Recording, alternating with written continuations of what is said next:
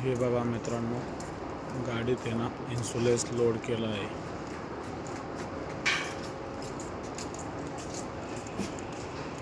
हे बॉयलरला लावतात.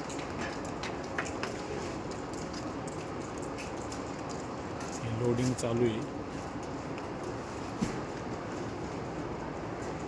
अशा पद्धतीने शिडी इथे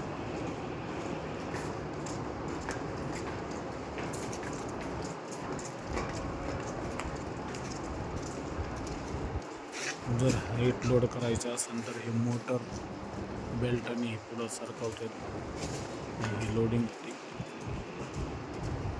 हे फॅक्टरी आहे इथं तयार होतं इन्सुलेशन. हे इन्सुलेशन दगडापासून तयार होतं. तुम्हाला दगड दाखवतो.